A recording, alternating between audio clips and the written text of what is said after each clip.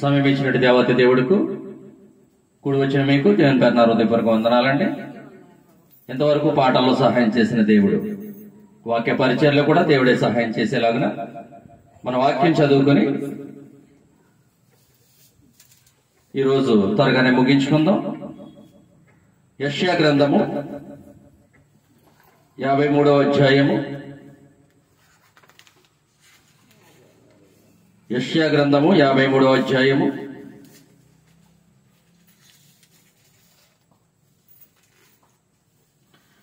10వ వచనం చదువు.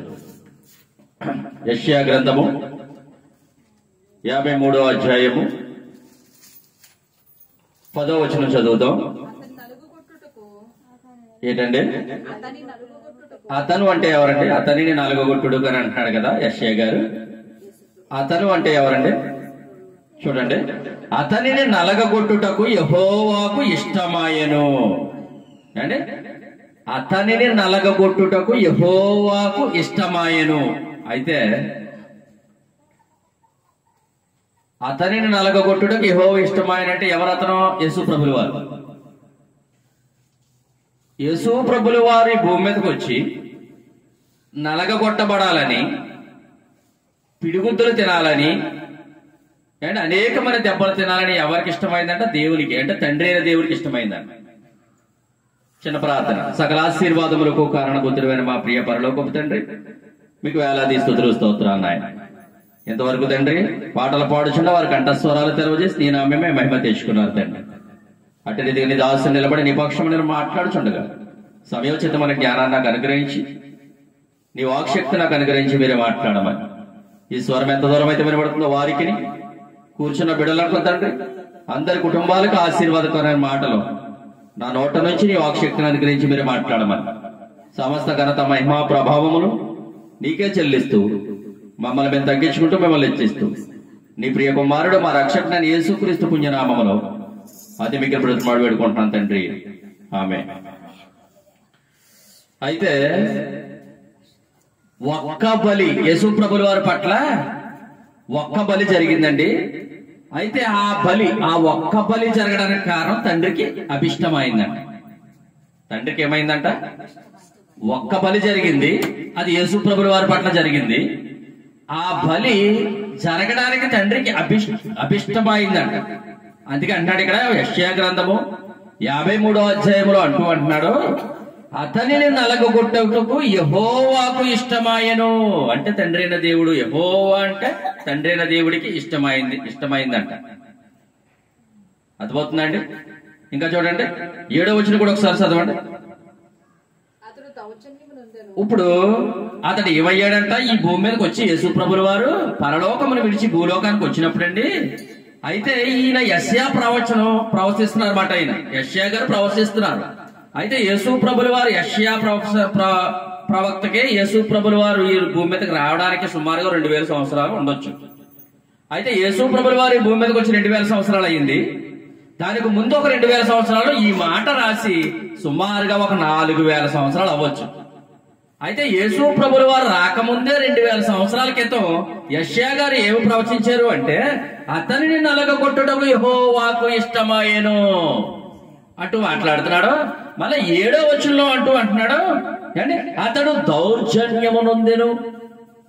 దౌర్జన్యం నొందాడండి యేసు ప్రభుల వారు. ఎలా ఏం జరుగుతుందో అంతా యెషయా ప్రవక్త రాశారండి అండి. అంటున్నాడు చూడండి, బాధింపబడినను అతడు నోరు తెరవలేదు. యేసు ప్రభుల వారిని ఎవరన్నా చెంప మీద కొడితే ముఖం మీద ఉమ్మేస్తే మళ్ళా ఊసాడా? గడ్డం పట్టుకు లాగితే మళ్ళా లాగాడా? 39 కొరడా దెబ్బలు కొడితే మళ్ళా కొట్టాడా? భారభరిత మరి సిలువు భుజం మీద ఎడితే నా మీద ఎందుకు మోపారని అడిగాడా? ఆయన తల మీద ములికెరడం పెడితే ఎందుకు పెట్టారని అడిగాడా? పక్కలో బళ్ళు పొడిచేశారు ఎందుకు పొడిచారని అడిగాడా?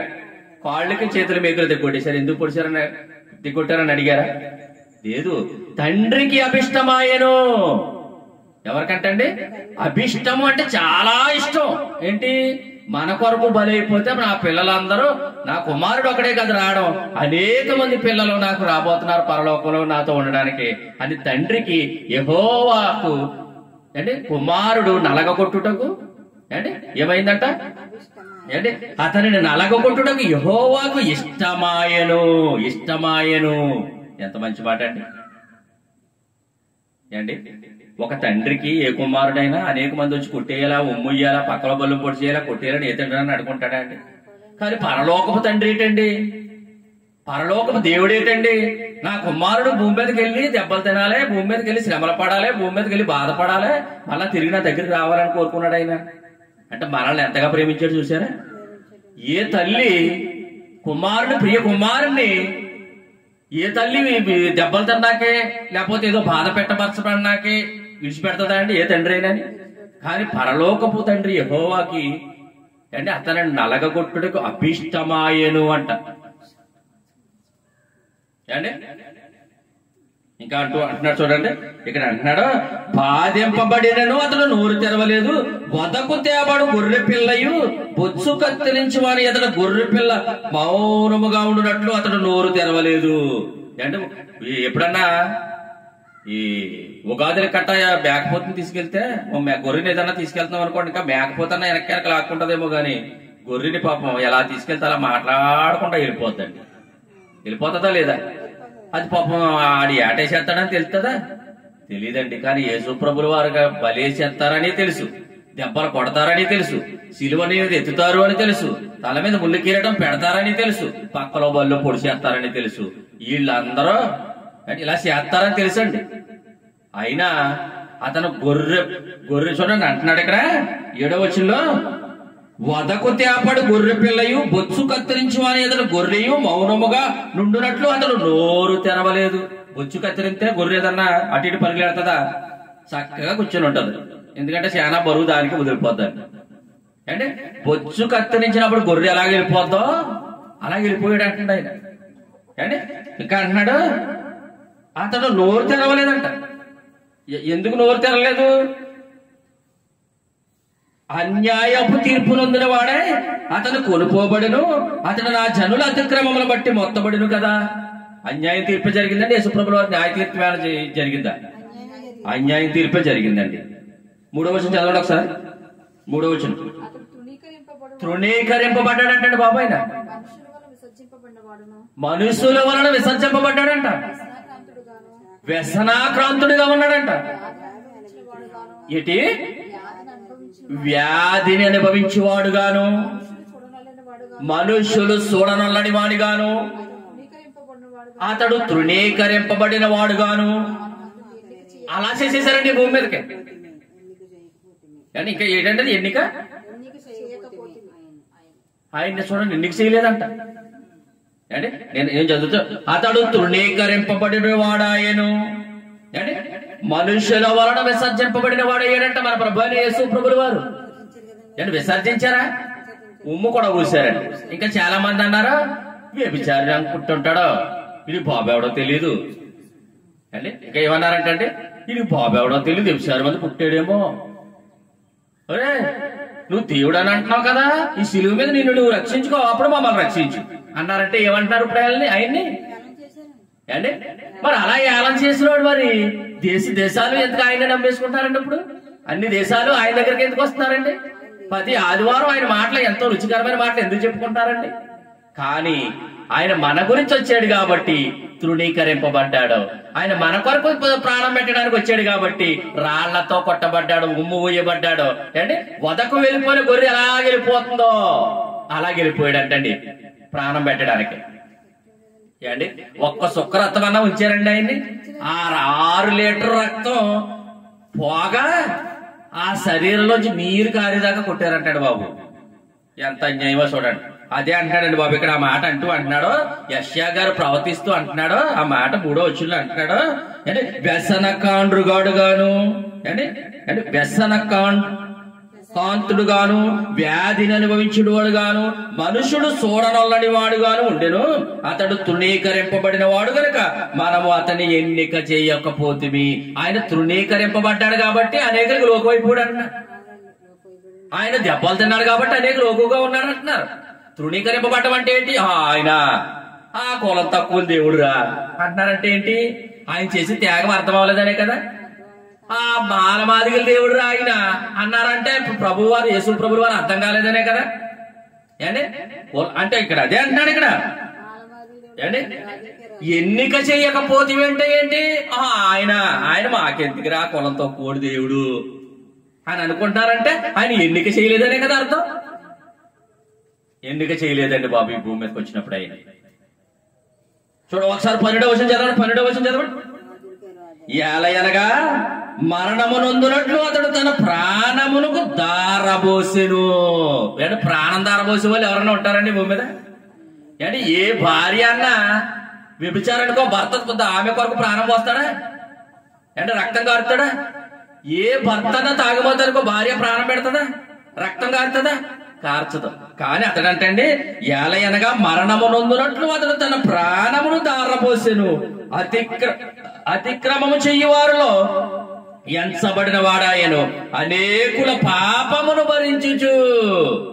ఎవరైతే ఆయన కొట్టారో, ఎవరైతే ఉమ్మూసారో, ఎవరైతే దూషించారో వాళ్ళు పాపం ఈయన మోసాడు. ఇది ఎంత చిత్రమో చూడాలి. పక్కలో బొల్లు పొడిచినోడు కూడా పాపం, ఆడి పాపం కూడా ఈ ప్రభువే మోసాడు. అది తెలుసా మరి బొల్లు పొడిచినోడికి? అంటే అది తెలుసా? తెలియదు పాపం. అలా కొట్టేస్తుంటే ఈయన దేవుడి కుమారుడు అని కొట్టేస్తున్నాడు తప్ప నా కొరకే ప్రాణం పెట్టడానికి వచ్చాడు, నా పాపమే ఈయన మోయడానికి వచ్చాడు అని కొట్టినోడికి తెలియదు. ఎంతగానే ఆ మేకలు కొట్టినోడికి తెలియదు, ఆ పక్కలో బొల్లు పొడి చేసినోడికి తెలియదు, ఇప్పుడు చాలా మందికి తెలియదు ఆయన ఎందుకు వచ్చాడు అన్నది. అంటే ఎలా తెలిస్తే తునీకరిస్తారా? తునీకరించడం ఎవరండి? తెలియక పాపం తునీకరిస్తున్నారు. ఎందుకు వచ్చాడన్నా తెలియక. అంటే చూడండి 9వ వచనం చదవం ఒకసారి మళ్ళా. అతడు మరణమైనప్పుడు భక్తిహీనులతో అతనికి సమాధి నియమించాడు. అంటే అతను చనిపోయిన తర్వాత భక్తులు కాదని బాబు ఆయన సమాధి చేస్తా. భక్తిహీనుడు, భక్తులందరూ ఆయన కూడా ఉన్న వాళ్ళు దాక్కున్నారు. నన్ను చంపేస్తారు బాబు, ఆయన కొట్టినట్టు నన్ను కొట్టేస్తారు వీళ్ళందరూ. ఆయన సుమారుగా 5,000 మంది, 6,000 మంది, 3,000 మంది ఆయన కూడా వెళ్తుండేవారు ఎప్పుడు. ఈయన ఎప్పుడైతే కొట్టి చంపేశారో, ఎప్పుడైతే సిలివేసేసారో, ఎప్పుడైతే ఇంత బాధ పెట్టేసి నాశనం చేసేసారో పాప ఆయన కూడా వాళ్ళందరూ వెళ్ళిపోయి దోకున్నారండి. ఇప్పుడు ఆయన చంపేస్తే భక్తిహీనుడు సమాధి చేశారంటే ఆయన యేసుప్రభుల వారిని ఎవరు సమాధి చేశారంట? భక్తిహీనుడు సమాధి చేశారంట. అక్కడ రాసి చూడండి 9లో, అతడు మరణమైనప్పుడు భక్తిహీనుడు అతనికి సమాధి నియమింపబడెను. అంటే భక్తిహీనుడు చేశారు ఆయన సమాధి. భక్తులు ఎవరైనా చేశారా? ఇప్పుడు యేసుప్రభుల వాళ్ళు ఎవరన్నా చనిపోయారు అనుకోండి, ఓ పాస్టర్ గారు వస్తారు, వాళ్ళ సంఘం వస్తుంది, వాళ్ళందరూ భక్తి చేసేవాళ్ళు కూడా తీసుకెళ్తున్నారు. కానీ యేసుప్రభుల వారి సమాధి అలా చేయలేదండి. వీళ్ళందరూ పాపం ఆయన కూడా ఉన్న వాళ్ళు అందరూ భయపడిపోయి దోకున్నారు. ఎవరెవరో వచ్చారు పాపం, సుగంధ ద్రవ్యాలు పోసారు. ఈయన చాలా గొప్పవాడు, నిజంగా దేవుని కుమారుడే. ఈయన ఎప్పుడైతే సిలువ వేయబడ్డాడో 3 గంటలకే చీకటైపోయిందండి. ఆయన పుట్టినప్పుడేమో గొప్ప వెలుగు ఎవరు కనబడిందండి? ఆయన పుట్టినప్పుడు గొప్ప వెలుగు ఎవరు కనబడింది? గొర్రెల కాపరులకు కనబడిందండి. ఈయన 3 గంటలకు చనిపోయినప్పుడు గొప్ప చీకటి అయిపోయిందండి మొత్తం. అప్పుడు తెలిసిందండి ఈయన పుట్టినప్పుడేమో గొప్ప వెలుగు భూమి మీదకి వచ్చింది, ఈయన చనిపోయినప్పుడు 3 గంటలకే చీకటి అయిపోయింది. నిజంగా ఈయన దేవుని కుమారుడే అనుకున్నారండి. అప్పుడు అనుకున్నారా? అప్పుడు అనుకున్నారండి ఈ ప్రజలు. ఈనోడితోనే ఆయన కాదు అంటారండి ఈ ప్రజలు, ఈనోడితోనే అవును అంటారండి. ఏ మాట మరి కరెక్ట్ అవుతుంది? వాళ్ళందరికీ ఆశ్చర్యం వేసుకొచ్చేసండి అక్కడికక్కడే భూకంపం వచ్చేసినట్టుగా అయిపోయిందండి. ఆ ప్రజలందరూ అనుకుంటున్నారు, అక్కడ ఆ మేకులమ్మనోడు అనుకుంటాడంటండి, అయ్యో ఇంత గొప్ప ఆయనకి నేను మేకులమ్మేనా? నా జీవితం చచ్చిపోతే చాలు, చచ్చిపోవాలి ఇంక ఇలాంటి ఆయన నేను మేకులమ్మేనా అని చెప్పి మాకు తెలుసు కాదని తెలియక అమ్మాడు. కానీ చాలా బాధపడిపోయి ఆ యేసుప్రభుల వారిని మళ్ళీ నమ్ముకున్నాడంటండి. ఆ పక్కలో బళ్ళు పొడిచినోడు ఆ లోపల రక్తం ఏమి రాలేదు గాని ఆ నుసురు నీళ్లు అతనమే పడ్డాయి. అయ్యి బాబు నిజంగా దేవుడి కుమారుడు నేను పక్కలో బళ్ళు పొడిచానని దండం పెట్టుకుని వెంటనే ఆయన నమ్మేసుకున్నాడండి. అండి యేసుప్రభుల వారిని ఎంతమంది దూషిస్తారో వాళ్ళందరూ యేసుప్రభుల వారిని నమ్ముకుంటారు. ఏటో తెలియదు మరి ఆయన ప్రేమ. నేను దూషించినోడు ఎక్కడే దూషించేవాడు. ఈ రోజు ఆయన గురించి చెప్తాను. ఏటో మరి బాగా దూషించేవాడిని బాగా వాడుకుంటాడు ఏటో కానీ దేవుడు మరి యేసుప్రభుల వారిలో ఉన్న ప్రేమ లాంటిది. అంటే మనల్ని ఎవరన్నా బాగా దూషించారనుకో వాళ్ళ ఇంటి మొహం కూడా చూడం. కానీ యేసుప్రభుల వారు ఏటో కానీ బాగా దూషించినోడిని బాగా వాడుకుంటాడు ఏటో. మరి అంత ప్రేమ అంటే దాని ప్రేమ అంత గొప్పదే. బాగా పాడైపోయినండి బాగా అంటే బురదలో దొరుకుతున్న పందిని తీసుకొచ్చి శుభ్రంగా కడిగినట్టుగా కడిగి అప్పుడు వాడుకుంటాడండి. నిజంగా అంత ప్రేమ అండి ఏటో మరి ఆయనకి. మనం అంటే అంత గొప్ప ప్రేమ అండి యేసుప్రభుల వారికి. మనం అనేక మంది శ్రమలు ఆయన పడ్డాడో మనల్ని ఆ లోకములో ఉన్న శ్రమ నుంచి మనల్ని విడుదల పరిచి ఆయన అనుభవించాడండి ఆయన్ని. ఆయన అండి చూడండి అపోస్తల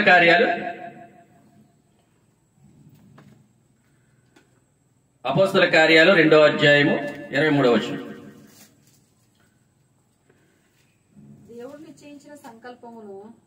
దేవుడు నిశ్చయించిన సంకల్పమును ఆయనకి ఏమున్నదంట? ఆయన భవిష్యత్తు జ్ఞానమును అనుసరించి అప్పగింపబడిన ఈయనను మీరు దుష్టుల చేతికి సిలువ వేయించి చంపిరి. ఈయన ఎవరంట? భవిష్యత్తు జ్ఞాని అంటే యేసుప్రభుల వారు. ఎవరు? ఈ భూమి ఆకాశములు కలిగినాయి అంటే ఆయన పనే అండి, ఆయన చేతి పనే. యేసుప్రభుల వారి చేతి పనే. ఆయన అప్పుడు ఈ భూమి మీదకి రాలేదు, పరలోకంలో తండ్రి దగ్గర ఉన్నాడు. ఈ భూమి ఈ పంచభూతాలు కలుగజేసింది యేసుప్రభుల వారు. అప్పుడు ఈ భూమి మీదకి రాలేదు కదా, పైన తండ్రి దగ్గర ఉన్నారు. అట్టి అధికారం కుమారుడికి ఇచ్చాడు మాట అండి. ఆయన ఈ భూమి ఆకాశం కలుగజేసే అధికారం అది యేసుప్రభుల వారి. గాలి ఆకాశమా కలుగుగాక నోటితో పలికాడు, ఆకాశం అంతా కలిగింది. భూమి కలుగుగాక అని పలికాడు, భూమి అంతా కలిగింది. ఇది మంచిదిగా కనబడింది అన్నాడు. అలాగే పంచభూతాలునే ఆకాశం ఏంటి, భూమి ఏంటి, గాలి ఏంటి, నీరేంటి, అగ్ని ఏంటి, పంచభూతాలు. అండ్ ఆయన లేకుండా సృష్టిలో ఏది కలిగజేయబడలేదు. అది ఆయన ఈ లోకానికే. ఆయన భవిష్యత్తు జ్ఞాని. ఆయన అంటే భవిష్యత్తు జ్ఞాని అంటే జరుగుతున్న వాటిలో ఏంటో ఆయన తెలుసు, జరగబోయే వాటిలో ఏంటో తెలుసు, ఏం జరుగుతుందో తెలుసు, ఇప్పుడు జరగబోయే ఏంటో కూడా తెలుస్తుంది ఆయన. భవిష్యత్తు జ్ఞాని అంటే భూత భవిష్యత్ కాలాలలో ఏం జరుగుతుందో తెలుసు ఆయనకి. యేసుప్రభుల వారికి తెలుసు అంటున్నాడు అక్కడ 23లో, దేవుడు నిశ్చయించిన సంకల్పమును ఆయన భవిష్యత్ జ్ఞానమును అనుసరించి అప్పగింపబడిన ఈయనను మీరు దుష్టుల చేత సిలువ వేయించి చంపితిరి. చూడండి, దుష్టులు చంపారు ఆయన్ని. దుష్టులేనా? దుష్టులు అనగేటంటే అక్రమకారులు అంటే దుష్టులు అనగాని అంటే అపవాది సంబంధులు అని. దుష్టులు అనగాని దేవుని కుమారుని చంపేశారు ఎవరు? దుష్టులు.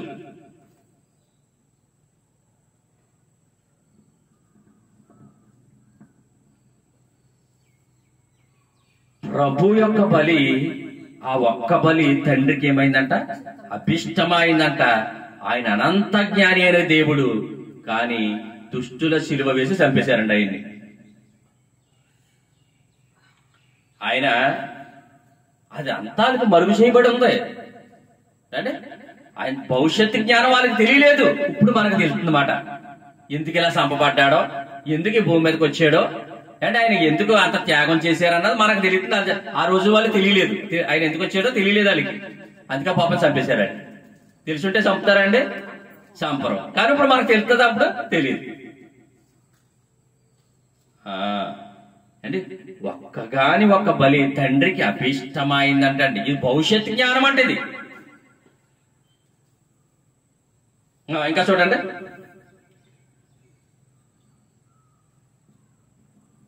పేతురు రాసిన మొదటి పత్రిక 1వ అధ్యాయము. పేతురు రాసిన మొదటి పత్రిక 1వ అధ్యాయము 19వ వచనం చదవం.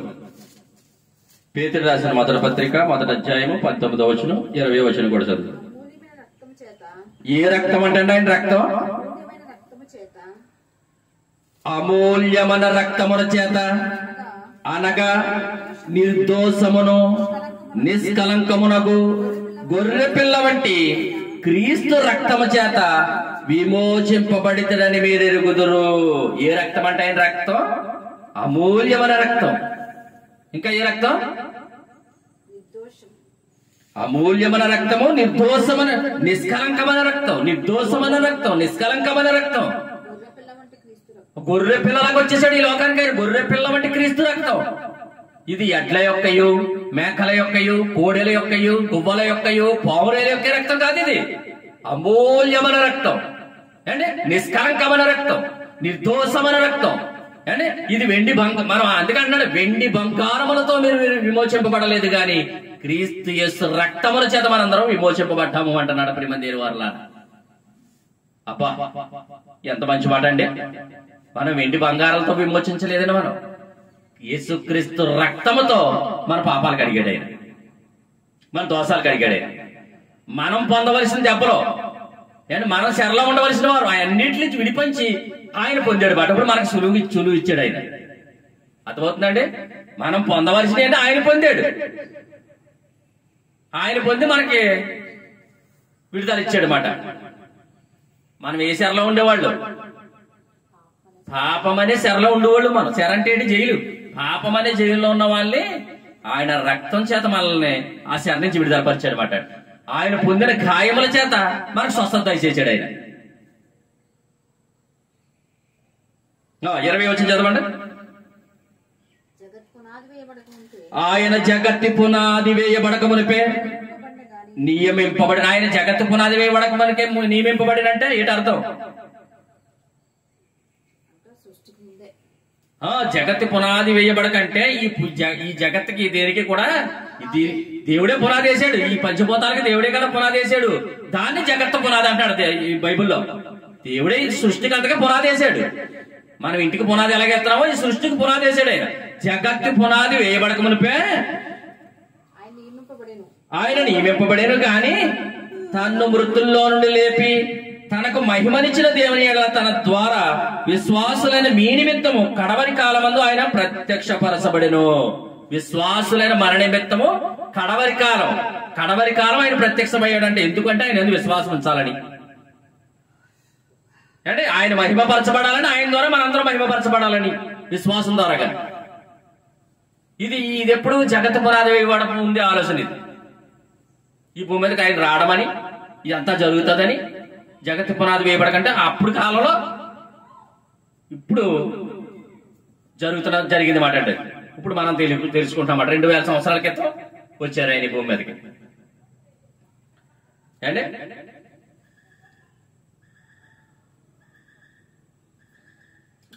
ఏప్రిల్ రాసిన పత్రిక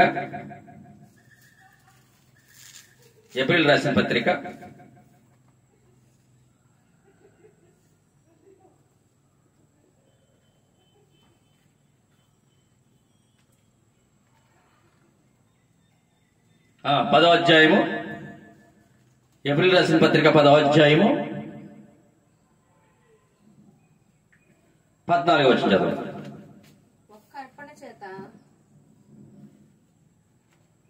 ఒక్క అర్పణ చేత ఈయన పరిశుద్ధపరచబడిన వారిని సదాకాలమునకు సంపూర్ణులుగా చేసి ఉన్నాడు. అంటే ఒక్క అర్పణ చేత సదాకాలానికి సంపూర్ణ చేసేసాడంట మనల్ని. సదాకాలం అంటే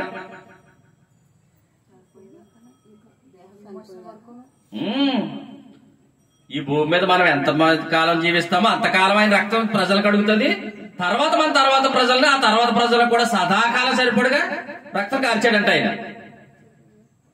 కార్చాడా లేదా? వాళ్ళందరికీ ఉంది. ఎవరైతే యేసుక్రీస్తుని విశ్వాసం ఉంచుతున్నారో వారందరూ నీతిమంతులుగా చేసేస్తున్నాడు ఆయన, పరిశుద్ధులుగా చేసేస్తున్నాడు ఆయన. ఈ పరిశుద్ధత మనంతట మనంగా బతుకుతామంటే బతకలేదు. ఈ నీతి మనంతట మనంగా నీతిమంతులుగా జీవించామంటే జీవించలేదు. అది ఆయన నీతి మనకి ఇవ్వాలి, ఆయన పరిశుద్ధత మనకి ఇవ్వాలి. అలా ఇచ్చేయడం దాన్ని కాపాడుకుంటూ జీవించాలన్నమాట. అప్పుడే మనం జీవించగలుగుతాం. అంటే ఇందా చెప్పాం కదా, ఆయన పుట్టినప్పుడు గొప్ప వెలుగు వచ్చిందని చెప్పారు కదా. మరి ఆయన సృష్టి లేనప్పుడు గొప్ప వెలుగు కలిగజేసాడా లేదా? మరి ఇప్పుడు ఆయన వెలుగై ఉన్నాడు. ఆ వెలుగు మన హృదయంలో ప్రకాశింపజేయాలనుకుంటాడు ఆయన. వెలుగు అంటే చీకటి ఏమైనా ఉంటుందా? అలాగే మన జీవితాలకు ఏది ఉండకూడదని. అంటే వెలుగు చీకటి ఉన్నాకాడ సూపులెట్ వేసామనుకో ఆ చీకటి అంతా పోద్దా లేదా? అలాగే మన బ్రతుకుల్లో చీకటి ఉంటే ఆ చీకటి దేవుడే ఒక వెలుగుగా రావాలనుకున్నాడంట. అది పరిశుద్ధాత్మ ద్వారా మన హృదయంలో ప్రకాశించాడు మాట ఆయన, మన హృదయం శుద్ధి చేసి. అర్థమవుతుందండి? అందుకే ఆయన బలియాగం. ఆయన చనిపోవడం మనకు మేలే. ఆయన పాతి పెట్టడం మనకు మేలే, ఆయన తిరిగి లేవడం మనకు మేలే, ఆయన పరలోకంలో కూర్చుని మన అందరి పక్షాన విజ్ఞాపం కూడా చేస్తున్నాడు, అది మనకు మేలే. మళ్ళీ రేపు త్వరగా వచ్చేస్తాడు అన్నాడు, త్వరగా వస్తాడు, అది మనకు మేలే. యేసు ప్రభువు వారు చేసేది అంతా కూడా మనకు మేలు కోసమే చేశాడే. కానీ చాలా మంది ప్రజలకు తెలియలేదు ఇదంతా జరుగుతుందని. అది ఎవరికి ఇష్టమైందంట? ఒక్క బలి తండ్రి చిత్తమైందంటండి. అనేక మంది బలులు తండ్రి చిత్తం కాదు, ఒక్క బలి తండ్రికి అభిష్టమైంది, తండ్రి చిత్తమైంది. 20 ఎంతమ్మా? 14 చదువు, 12 కూడా ఒకసారి చదువు, 12 వచ్చిన చదువు. ఈయనైతే పాపముల నిమిత్తమే సదాకాలము నిలుచు ఒక్క బలి అర్పించి అప్పటి నుండి చూడడానికి వద్దులే, ఈయనైతే పాపముల నిమిత్తమే సదాకాలము నిలిచి ఒక్క బలి అర్పించాడంట. మళ్ళీ 14 అంటున్నాడు, ఒక్క అర్పణ చేత ఈయన పరిశుద్ధపరచబడిన వారిని సంపూర్ణులుగా చేసి ఉన్నాడు అంటున్నాడు. సంపూర్ణ చేసేసాడంట ఆయన బలి వాళ్ళ, ఆయన బలి ద్వారాగా. మన దోషమంతా కడిగేశాడంట ఆయన రక్తం ద్వారాగా, మన పాపమంతా కడిగేశాడంట. నిజంగా ఒక మనిషి పాపాలు యాసిడ్ వేసి కడిగినా పోవండి, పోదు. కానీ యేసు రక్తం గొప్పది కాబట్టి అది నిష్కలంకమైన రక్తం, పరిశుద్ధమైన రక్తం, అంటే నిర్దోషమైన రక్తం, అది గొప్పది కాబట్టి ఈ మన జీవితం అంతా కూడా ఏమి ఫాల్ట్ ఉన్నా ఆ రక్తం కడిగేస్తుందన్నమాట. అర్థమైందండి? 10-11 ఒకసారి చదవండి. 10వ అధ్యాయం 11 వచ్చిన. మరియు ప్రతి యాజకుడు దినదినము సేవ చేయొచ్చు. చూడండి, ఏం తీయలేవంట. ముందు సేవకులు ఉన్నారు కదా, ఆ సేవకులు పూర్వ సేవకులు ఉన్నారు కదా ధర్మశాస్త్రంలోని, వాళ్ళు ఎవరో లేవీలు.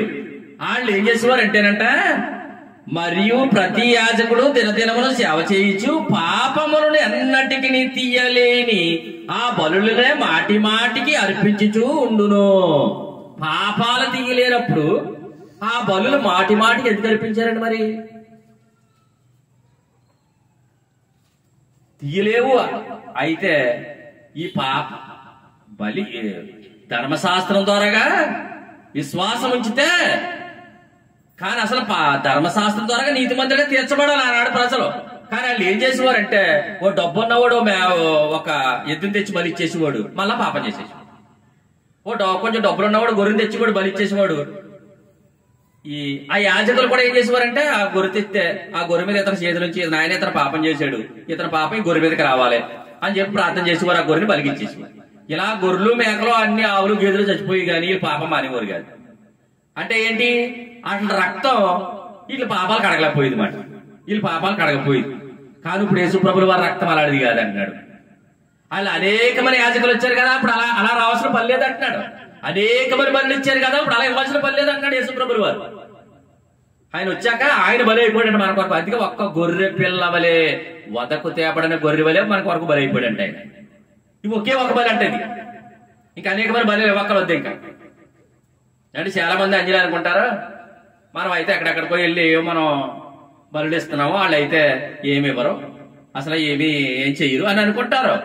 కానీ మన అందరి కొరకు ఆయనే బలి అయిపోయాడు. ఇంక మనం ఎత్తికిస్తాం, ఇచ్చి పని లేదు ఇంకా. ఇప్పుడు అలా నిజంగా ఇస్తున్న వాళ్ళు పాపం కడుక్కోలేరండి. కానీ ఆయన మరి బలి అయిపోవడం వల్ల మన పాపం కడగబడింది. అర్థమవుతుందండి? చూడండి, 3వ వచనం చదవండి. 13 ఏప్రిల్ రాసిన పత్రిక 10వ అధ్యాయము 3వ వచనం చదవండి. అయితే ఆ బలులు అర్పించడం చేత ఏటేటా పాపములు జ్ఞాపకములకు వచ్చుచున్నవి. ఇప్పుడు ఆ బలులు ఇవ్వడం వల్ల ఏటేటగా ఏమొస్తాయి ఏంటంటే పాపాలే జ్ఞాపకం వస్తాయి. పాపం చేయడం బలీడు, పాపం చేయడం బలీడు, పాపం చేయడం బలీడు, పాపాలే జ్ఞాపకం వచ్చినాయి అంటే వాళ్ళకి. కానీ మరి యేసు ప్రభుల వారి బలి అంటే మన పాపం ఆయనకి అడిగాడు, ఆయన నీతి మనకి ఇచ్చాడు. మన పాపం ఆయనకి అడిగాడు, ఆయన నీతి మనకి ఇచ్చాడని మనం జీవించమే, మన నీతి మంతులు అయిపోతాం. వాళ్ళేం జీవించారు అంటే బలి ఇవ్వడం, పాపం చేయడం, బలి ఇవ్వడం, పాపం చేయడం, వాళ్ళు జీవించారు. మన యేసు ప్రభుల వారు మన కొరకు బలి అయ్యాడు, ఆయన నీతి మనకి ఇచ్చాడు. యేసు ప్రభుల వారు మన కొరకు బలి అయ్యాడు, ఆయన నీతి మనకి ఇచ్చాడు చెప్పుకుంటూ జీవించాడు మేము. అప్పుడు మనం నీతిమంతులము, పరిశుద్ధులము, వెలుగై ఉన్నవారు ఆయన బట్టి. సంఘాన్ని ఎంతో ప్రేమించాడండి బాబు ఆయన.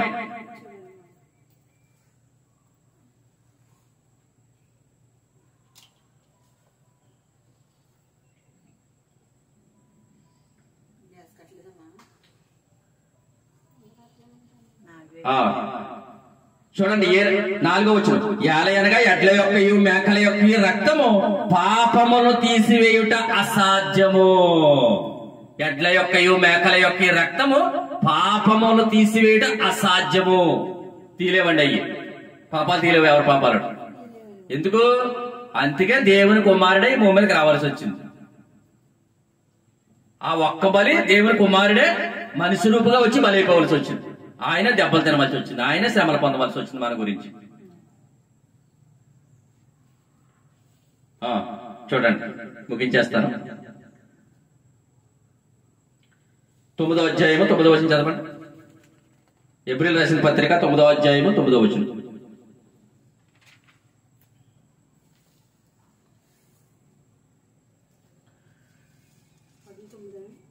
9:9.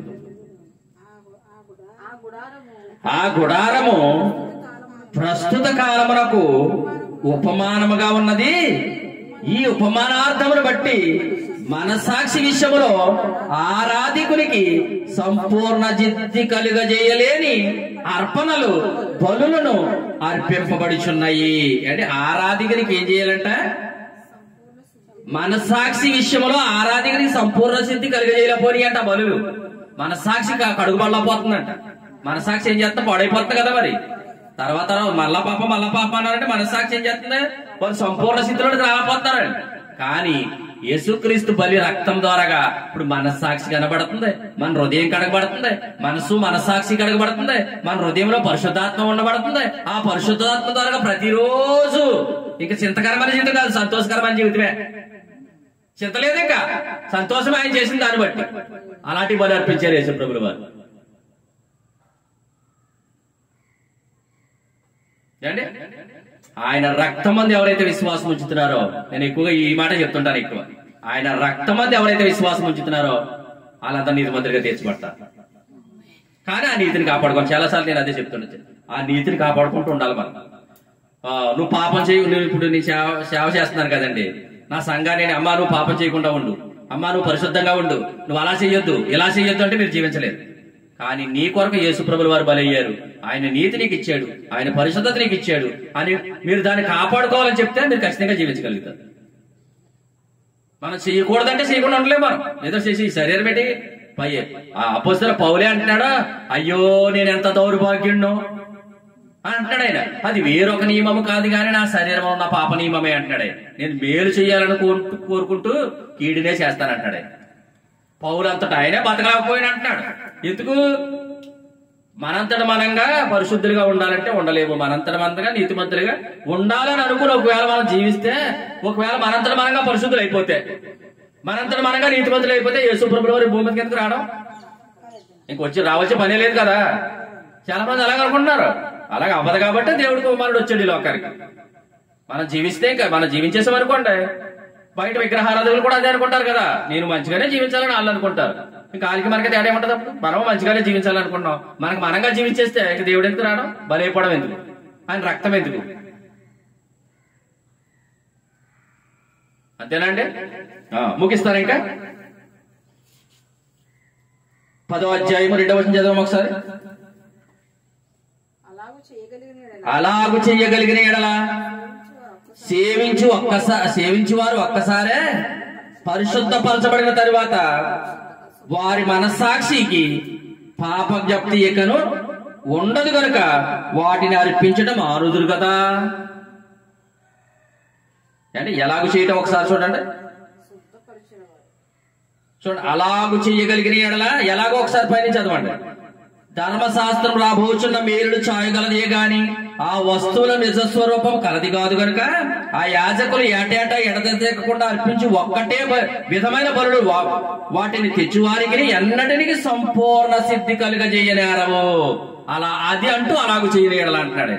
సంపూర్ణ సిద్ధి కలుగజేయబడమని చెప్పడానికి అలాగు చేయబడిన ఎడల అంటున్నారు. సంపూర్ణ సిద్ధి కలుగజేయబడిన దానికి ధర్మశాస్త్ర సంబంధమైన బలుల ద్వారా అవ్వలేదు.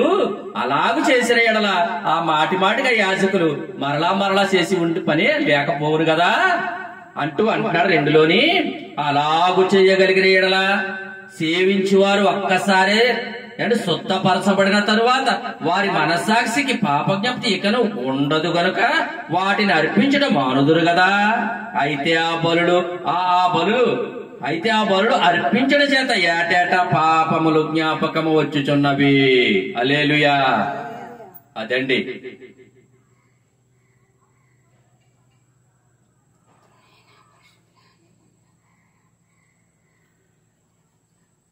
పదవ అధ్యాయము 7వ వచనం చదవండి. అప్పుడు నేను గ్రంథపు చుట్టలో నన్ను గూర్చిన రాయబడిన ప్రకారము దేవాని చిత్తము నెరవేర్చడానికి ఇదిగో నేను వచ్చి ఉన్నాను అంటిని. ఎక్కడ రాయబడిన మాట అది? అంటే గ్రంథపు చుట్టలు అంటే ఎక్కడ? యెషయా గ్రంథం, యెషయా ప్రవచనంలో రాయబడింది. యేసుప్రభువు వారు వస్తే ఈ భూమి మీదకి వచ్చిన తర్వాత ఏం జరుగుతుంది అని 53వ అధ్యాయంలో. ఆ అధ్యాయం అంతా కూడా యేసుప్రభువు వారు వచ్చిన తర్వాత ఏం జరుగుతుందో రాయబడిన అధ్యాయం అది. ముందు మీకు అదే చెప్పాను మీకు. అంటే తర్వాత పాత నిబంధనలో యాజకులు ఏం చేశారో చెప్పాను, ఆ బలుడు ఏం చేసినాయో చెప్పాను, యేసుప్రభువు వారి బలు ఏం జరిగిందో చెప్పాను. అంటే ముగిస్తాను ఇంకా. 10:22 కూడా చదివామా? టగటగా త్వరగా చదువు. 22వ వచనం కూడా చదివా. ఇప్పుడు యేసు రక్తం, యేసుప్రభువు వారి రక్తం మన మనసాక్షికి అడుగుతుందా లేదా? అంటే మనస్సాక్షికి కల్మసము తోచకుండానట్లు ప్రోక్షింపబడిన హృదయం గలవారును నిర్మలమైన ఉతకతో స్నానమును చేసిన శరీరం గలవారునై ఉండి విశ్వాస విషయంలో సంపూర్ణ నిశ్చయత కలిగి యథార్థమైన హృదయముతో మనము దేవుని సన్నిధానమునకు చేరుదము. ఇప్పుడు ఆయన దగ్గరికి ఎప్పుడైతే వచ్చామో యథార్థమైన హృదయం వచ్చేస్తమాట. మోసాలు చేద్దామంటే చేయబుద్ధి అవ్వదు, పాపం చేద్దామంటే చేయబుద్ధి అవ్వదు, అంటే దొంగతనం చేద్దామంటే చేయబుద్ధి అవ్వదు. ఎందుకు? ఆయన ఆత్మలో ఉండి అలా వెళ్ళక తప్పు, నువ్వు ఇలా మాట్లాడికి తప్పు, నువ్వు అలా పరిగెలటికి తప్పు అని చెప్తూ ఉంటావు దేవుని ఆత్మల్లో ఉండి. అంటే ఇప్పుడు కారుకి మనం కుడివైపు తిరుగుతున్న వరకు సిగ్నల్ వస్తుందా లేదా వెనకాల? అంటే ఇలాగెళ్తాను ఎలా చెప్తుందో అండి. అలాగే పరిశుద్ధాత్మ అల్లో ఉండి నువ్వు ఇగో అలాగే వెళ్ళకో, ఇలా నేను లారీ గుద్దే పోతావు, ఇలా వెళ్ళిపోవాలని చెప్పి ఇలా తీసిపోతామాట. నువ్వు అలాగే వెళ్ళకో, ఇగో నువ్వు ఇందులో పడిపోతావు, నువ్వు అలాగే వెళ్ళొద్దు అని చెప్పి ఇలా తీసిపోతామాట. ఎప్పుడు ప్రతి దినమును మన హృదయంలో ఉండి మనం ఏం మాట్లాడాలో ఆ ఆత్మ సహాయం చేస్తుంది, మనం ఎలా జీవించాలో ఆ ఆత్మ సహాయం చేస్తుంది, అంటే మన మనసాక్షి ఎలా ఉండాలో ఆ ఆత్మ సహాయం చేస్తుంది, మనం ఎలా జీవించాలో ఎలా నడుచుకోవాలో మంచి ప్రవర్తన గల వారు ఎలా ఉండాలో ఆ చనిపోయిన తర్వాత ఆ ప్రభువు దగ్గర మనం ఎలా ఉంటామో అన్ని నేర్పిస్తుంది ఆ ఆత్మ. ఆ పరిశుద్ధాత్మ మన హృదయంలో పంపించాడు, అందుకే మన హృదయం శుద్ధి చేయడానికి పంపించాడు. ఆ అన్నిటికి మన అన్నిటికీ కూడా అంటే ఆయన బలైపోయాడు ప్రియమైన వాళ్ళ. ఎప్పుడో యెషయా గారు రాసిన మాటలు 2000 సంవత్సరాల క్రితం జరిగిన మాటలన్నీ రోజు మనం చెప్పుకున్నాం ప్రియమైన వాళ్ళారా. అంటే చివరిగా ఒక వచనము యెషయా గ్రంథము 26వ అధ్యాయము ముగించేస్తాం. యెషయా గ్రంథము 26వ అధ్యాయము, యెషయా గ్రంథము 26వ అధ్యాయం 3వ వచనం చదువు. ఎవని మనసు నీ మీద అనుకునునో వాని నీవు పూర్ణ శాంతి గలవానిగా కాపాడుదువు. ఏలయనగా అతడు నీ యందు విశ్వాసముంచి ఉన్నాడు. ఎవని మనసు నీ మీద ఆనుకొనునో అంటే కొడుకు మీద ఆనుకుంటే తల్లిని పోషిస్తాడా లేదా? అంటే భర్త మీద ఆనుకుంటే భార్యను పోషిస్తాడా లేదా? తల్లిదండ్రుల మీద ఆనుకుంటే పిల్లలు పోషింపబడతారా లేదా? చదివింపబడతారా లేదా? ఉద్యోగం వచ్చి కాపాడబడతారా లేదా? ఎందుకు? పిల్లలు తల్లిదండ్రుల మీద ఆనుకున్నారు కాబట్టి, వాళ్ళ మనసు వారి మీద పెట్టారు కాబట్టి. ఇగో నా తండ్రి ఉన్నాడు నన్ను పోషిస్తాడు, నా తండ్రి ఉన్నాడు నాకు ఫీజు కడతాడు, నా తండ్రి ఉన్నాడు నాకు బండి కొంటాడు, నా తండ్రి ఉన్నాడు నాకు ఈ రోజు ఇది కావాలంటే కొంటాడు అని ఆ మనసు తండ్రి మీద ఆనుకున్నాడు. అలాగే మన మనసు, ఎవరి మనసు దేవుని మీద ఆనుకునునో అంటే అంటున్నాడు, ఎవని మనసు నీ మీద ఆనుకునునో వానిని పూర్ణ శాంతి గలవానిగా కాపాడుదువు. కాపాడతానన్నా చెప్పాను కదా. ఈ రోజు మీకు ఎక్కడన్నా యాక్సిడెంట్ అయ్యేలాగుంటే దాన్ని తప్పించారు. ఎందుకు? అక్కడ దాకా నీ వెనకాల లారీ వస్తుంది, నేను గుద్దేద్దాం అనుకుంటారు. ఆ క్షణంలోనే నేను తప్పించేస్తాడు. మనంగా తప్పించుకోగలవా? దేవుడు దూతలు పంపిస్తాడు, ఆయన మనకు కాపుతాలు ఉంటది. ఎందుకు? నీ మనసు ఆయన మీద ఆనుకున్నావు కాబట్టి, నువ్వు ఆయన మీద ఆనుకుని జీవిస్తున్నావు కాబట్టి, దేవుడి మీద ఆనుకుని జీవిస్తున్నావు కాబట్టి. ఈ రోజు నీ ప్రాణం పోయే సమయం వచ్చేసింది. లేదు, నా కుమార్తె నా మాటలంటాను, నా గురించి ఆమె మనసు నా మీద ఎట్టింది, మరణదోత పో, ఇంకో 15 సంవత్సరాలు వయసు ఎత్తున్నాను నేను అంటాడు దేవుడు. ఇవ్వగల శక్తి ఉందా? ఎవరికైనా ఇచ్చాడా బైబిల్లో దేవుడు? హిజ్కియాకి 15 సంవత్సరాలు ఇచ్చాడు, ఎందుకు ఇవ్వలేదు? బైబిల్లో హిజ్కియా ఏడ్చాడు. ఇగో ఈ రోజు నువ్వు దేవుడి మీద అనుకున్నావు, నీ మనసు దేవుడి మీద పెట్టావు, కానీ నీ మరణ సమయం అయిపోయింది, తీసుకెళ్లిపోతాడంట, దేవుడు చెప్పమని చెప్పాడు అని చెప్పాడు. అయితే అతని మనసు మరి దేవుడి మీద అనుకుందా? మరి చెప్పాడు. చెప్తే పాపం కన్నీళ్ళు ఎట్టుకుని, దేవా ప్రభువా, నేను ఎన్నాళ్ళు యథార్థంగానే బతికాను కదయ్యా, నీలో భక్తిగానే బతికాను కదయ్యా, నా మనసు నీ మీదే కదా అనుకున్నాను, నన్ను సంపూర్ణంగా చేసావు కదయ్యా అని చెప్పి అడిగినప్పుడు ఎవరైతే చెప్పాడో మళ్ళా అతను గేటు కాడికి వెళ్ళిన అంటే మళ్ళా పంపేసి ఇంకో 15 సంవత్సరాలు ఎత్తున్నానని చెప్పి బతకమని చెప్పాను. 15 సంవత్సరాలు బతికాడు. మళ్ళా ఎంత సంతోషం. దేవుడు ఒక 15 సంవత్సరాలు ఇక ముసలంకి ఇవ్వలేదా? చచ్చిపోతాను తీసుకొచ్చేసాం హాస్పిటల్ నుంచి రాజమండ్రి. అందరికీ 15 ఇస్తే ఇప్పుడు 20 ఇచ్చాడు దేవుడు.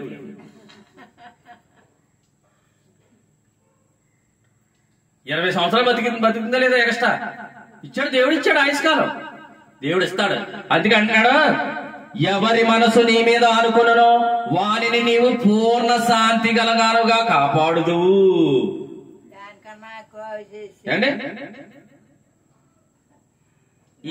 అనగా అతడు నీయందు విశ్వాసం ఉంచి ఉన్నాడు. ఎవరైతే ఆయన అనుకుంటారో, ఆయన మనసు ఆయన అనుకుంటుందో, వారి మీద ఆశపడి ఉంటారో, వారి యందు దేవుని యందు యేసుక్రీస్తునందు విశ్వాసం ఉంచుతారో వారిని దేవుడు కాపాడతాడు. ప్రియమైన వాళ్ళారా, వారి మనసు పూర్ణ శాంతి గల వారిగా చేస్తాడు. ఇక బాధలో చింత ఏముండదు, ఇప్పుడు సంతోషంతోనే ఉంటావు, ఎందుకంటే ఆయన ఆత్మ ఉంటది కాబట్టి. కొద్ది మాటలు దేవుడు ఆశీర్వదించిన గాక. సకలాశీర్వాదములకు కారణభూతుడైన మా ప్రియ పరలోకపు తండ్రి, మీకు వేలాది స్తుతులు స్తోత్రాలు నాయన. ఎంతవరకు తండ్రి ప్రభా పాటల ద్వారా గాను నన్ను స్తుతి ఆరాధనలోను తండ్రి ప్రభా విశ్రాంతి దినమని తండ్రి ప్రభా వల్లలోను కూడా మీరే నడిపించమని సహాయం చేయమని. ఇక్కడ జరగనైనా తండ్రి ప్రభు ఈ ఆరాధన నీ నామ మహిమార్థమే మీరు మమ్మల్ని వాడుకున్నందుకే నీకు స్తోత్రాలు చెల్లిస్తూ నాయన మీకే వందనాలు తండ్రి. ఈ రాత్రికాల సమయంలో కూడా తండ్రి, ఉదయకాల సమయంలో పెళ్లి గ్రామంలోను, మధ్యాహ్నకాల సమయంలో తండ్రి నామవానిపాలెం గ్రామంలోను, రాత్రికాల సమయంలో యానం గ్రామంలో తండ్రి ప్రభు మీరే నడిపించమని సహాయం చేయమని. నీ ఆత్మ చేత తండ్రి సమృద్ధిగా కావలసిన మాటలు మీరు అనుగ్రహించమని సమస్త ఘనత మహిమా ప్రభావం నీకే చెల్లిస్తూ మమ్మల్ని మేము తగ్గించుకుంటూ మిమ్మల్ని హెచ్చిస్తూ నీ ప్రియ కుమారుడు మా రక్షకుడైన యేసుక్రీస్తు పుణ్యనామములో అతి మిక్కిలి బ్రతుకులాడు వేడుకుంటున్నాను తండ్రి. ఆమేన్.